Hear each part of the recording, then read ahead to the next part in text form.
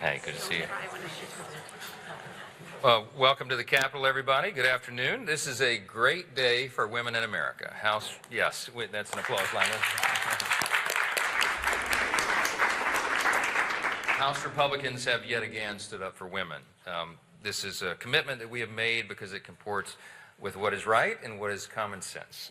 We know from Scripture and from nature that men are men and women are women, and men cannot become women. It's sad that we have to say that. It's a matter of biology. It's how we're made. And if we try to ignore that or to undo it, we do so at our peril and to the detriment of our daughters. Across the country, female athletes like Riley Gaines and Paula Scanlon and Peyton McNabb have had to compete head-to-head against biological men. It's just not right. Around the world, it's estimated that more than 700 female athletes have been displaced by males in their women's sporting events. And that has resulted in more than 1,000 estimated medals, records, and scholarships intended for women going to men. My own daughters competed in sports as they were growing up, and I can only imagine the anger I would feel as a dad if they had their trophies stolen from them. But that's indeed what many women are facing today. And it's not just anger, it's fear. Biological men competing against women also poses a threat to the safety of our girls. It's dangerous, it's unfair, it's a rejection of reality, and it is just plain wrong. But today, the House voted to uphold common sense again. We voted to require all schools receiving federal funds to uphold the original meaning of Title IX and keep biological men out of women's sports. Last Congress, we voted on this legislation as well. We will note that not one single Democrat joined us. Today was an improvement. It's bipartisan. We had 2 Democrats join us. Yes. But it's shameful. There should have been many, many more. In fact, I would argue that every member of this body should have voted for common sense and to protect women. And for some reason, for politics, I guess, they chose not to. The American people sent a clear message in November. They want us to return to common sense. But it appears that some of our friends in the other party are ignoring that plea. This Congress, we have the power of a Republican Senate, and we will have Donald J. Trump return to the White House in less than a week. That is going to be a sea change around here, and we can't wait. And together, we're making good on our campaign promises. We couldn't have done it without Greg Steube, my colleague from Florida, who's behind me here, who's been pressing this issue for so many years and providing great leadership.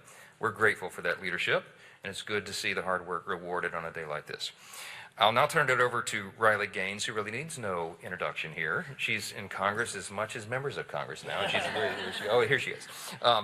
She knows firsthand the dangers of allowing biological men to compete in women's sports, of course, and why this legislation is so necessary. I'm a big fan of hers. I'm so grateful for her courage and her moral clarity and her voice on this very important issue. Riley Gaines, everybody. Thank you.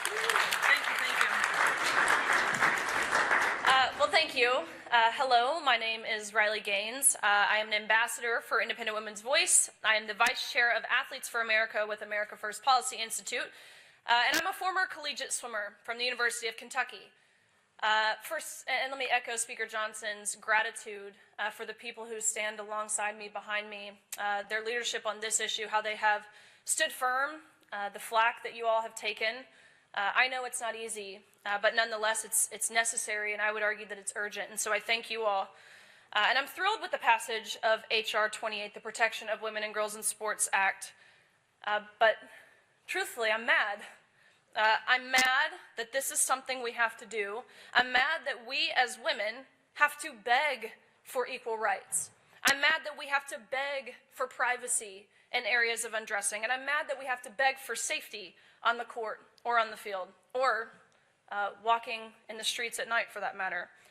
Here's some of the things. Let's just go through a couple of the things we heard on the House floor today from Democrats. We heard of things like genital exams. We heard that girls will be asked to show what's in their underwear. We heard that they have to show internal and external anatomy, inspections, Taliban-like enforcers, hire predators to peek at girls, on and on and on. Weird fear-mongering about predators. But but that's what Democrats do best. If you don't know what they're up to, just look at what they're accusing the right of. There have only been a few girls. Another thing they said, there's only a few girls who have been injured at the hands of a boy. It's such a small percentage. I heard that this bill is a waste of time. And let me tell you the message I received when I heard that, is that I'm a waste of time. Girls around the country, just like me, are a waste of time. Your daughters are a waste of time to all House Democrats except the two who voted in favor of the Protection of Women and Girls in Sports Act. But to Speaker Johnson's point, the American people spoke on November 5th. The common sense, everyday Americans who intuitively know that men and women are different. We reject this notion. While I certainly believe people turned out to the polls to embrace Donald Trump, to embrace his cabinet picks, to embrace the America First agenda, more so, truthfully, I believe that people turned out to the polls on November 5th to reject absurdity. And that is entirely and thoroughly what the Democratic Party has become, absurd. Whether it's feeling like you have to refer to Latino individuals as Latinx, believing that men can become women, believing that men can breastfeed, believing that tampons belong in boys' bathrooms, entirely and thoroughly absurd. I'm here today for one reason. Of course, I'm not here to speak on the policy, anything like that. I'm here to debunk every single thing you heard from the House Democrats today. I'm here to tell you that this isn't a hypothetical situation. No, it's reality. My story by now is seemingly well known, so I won't get into it.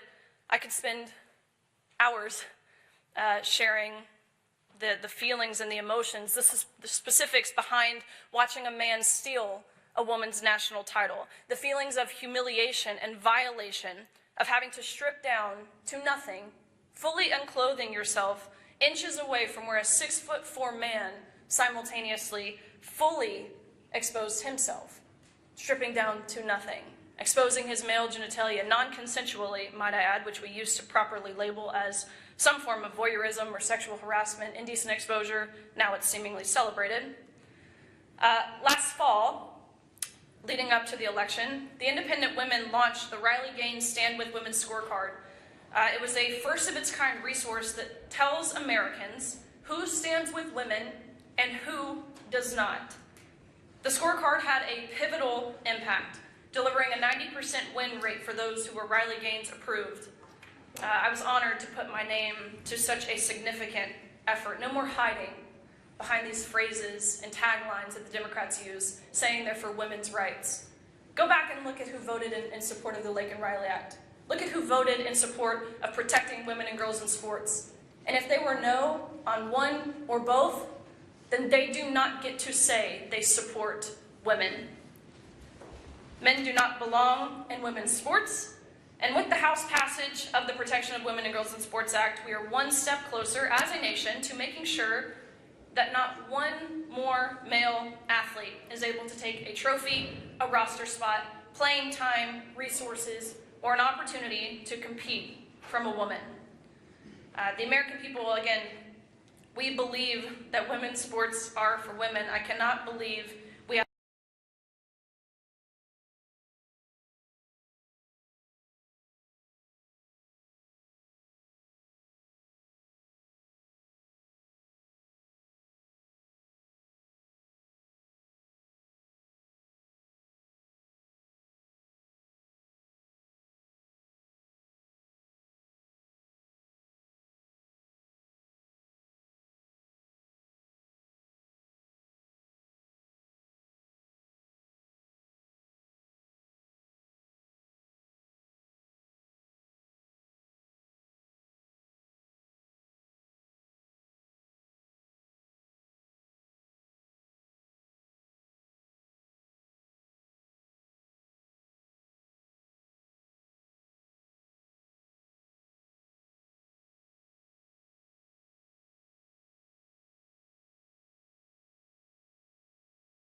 in our nation's women's collegiate activities. And they'll say to you, and they said it on the floor in the debate that we just had, this never happens. I had a constituent, Emma Lyon, who was refused a title in a swimming Olympic competition because of a male athlete who used to compete in men's swimming, and then decided he wanted to identify as a woman, and he was allowed to do that. Just what Riley said, it's absolutely absurd that we have to actually pass a bill that says only women can be in women's sports. But I've been honored to be a part of the fight. I'm honored that we actually got it done today in a bipartisan fashion. And I call on every senator, and I call on the Senate to, one, quickly bring this bill up for a vote, and for every senator to support this piece of legislation to show that we actually do support and stand with women athletes in our country. Thank you very much, and I'll turn it over to Ms. Miller.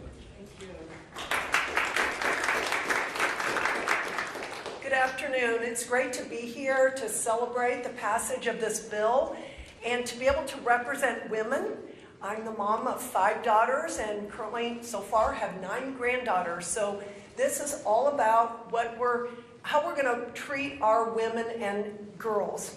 So I want to applaud my House colleagues for passing this critical legislation to protect our girls. And I also want to thank Speaker Johnson for his leadership in making this bill one of the first priorities of the 119th Congress. The American people spoke loud and clear in November. They do not want men in women's sports or locker rooms, and we are following through with the mandate given to us. It sickens me knowing that confused and predatory men can take away years of hard work from our girls and enter their sports and their locker rooms. Title IX was a hard-fought victory, and we must not allow the left to erase 50 years of equal rights in one fell swoop. We passed this bill in 2023, but tone-deaf Democrats refused to take it up in the Senate. I'm hopeful that Leader Thune and the GOP Senate majority will act swiftly in passing it, and President Trump is ready to sign it into law on day one. Thank you to each of you for your work to protect our girls, and may God continue to bless your efforts. Thank you.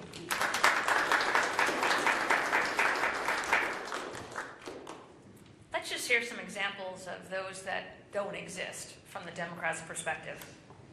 Bloodied, broken, and in tears, veteran boxer Angela Carini left the ring after just 46 seconds of her Paris Olympic boxing match because, as she noted, she had never been hit so hard in the face as she experienced against the male boxer who grotesquely was allowed to compete in women's competition. Carini, who had won silver medals at the World and European Championships, was subjected to a sanctioned act of violence against her and all women athletes.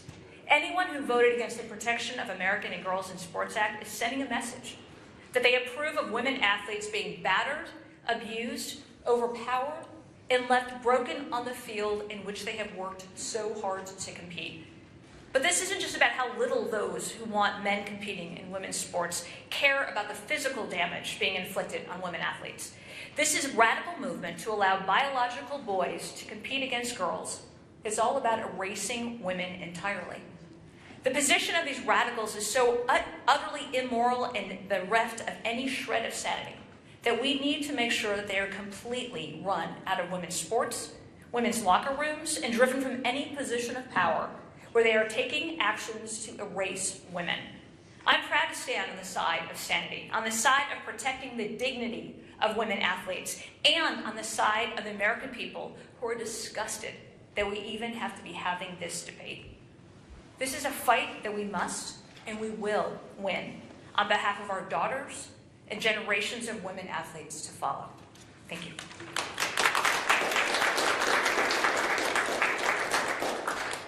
So we'll take a few questions. I got a number of experts and supporters, legal experts. ADF is here, and the Independent Women's Forum, and all the supporters, many organizations involved in this great effort. Questions from the audience? Otherwise, this will be the easiest thing I do today. Yes, sir. Jack Jenkins of Religion News Service. You led off by saying that a man cannot be a man. A man is a man and a woman is a woman, and a man cannot become a woman, and that's what Scripture teaches. It's at least the second time I've heard you reference that. Can you say why you think Christian Scripture teaches that? I'm curious about your response to various different Christian traditions who interpret Scripture differently, even openly ordained, openly transgender individuals. Well, it goes back to the first book, Genesis. Male and female, he made them. I mean, this is pretty clear. I'm not sure there's another interpretation, but everybody's open to interpreting Scripture however they will, but this is comports with common sense as well. So we know it from our religious tradition, which I believe is the truth. I'm a Bible-believing Christian, make no apology about that. But whether you regard that as the truth or not, it's also nature. It's biology. And biology is not bigotry, as we say. Anyone who would accuse the supporters of this legislation otherwise is ill-informed. This is to protect women and girls. It's very clear. It's been articulated well, and you've heard examples. Riley is one of the most famous, but again, it happens all the time, all across the country.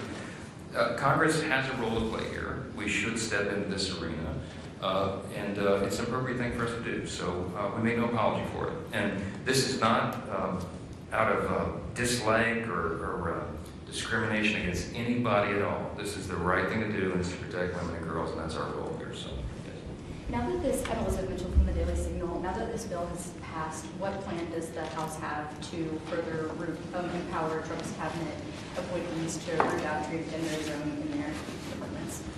Well, it's an executive branch function. I mean, it is a big issue. I mean, probably the most famous ad of the campaign cycle was the one that the Trump administration ran on this issue, and it resonates with the American people.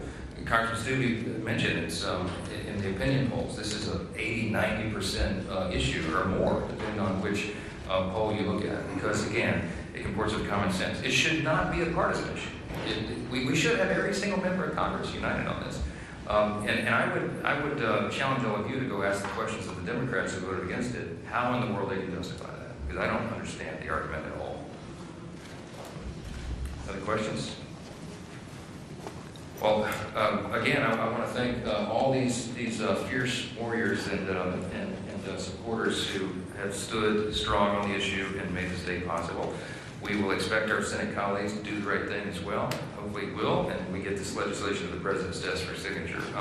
One more step, as we say, in returning common sense to Washington. So a round of applause for all these folks.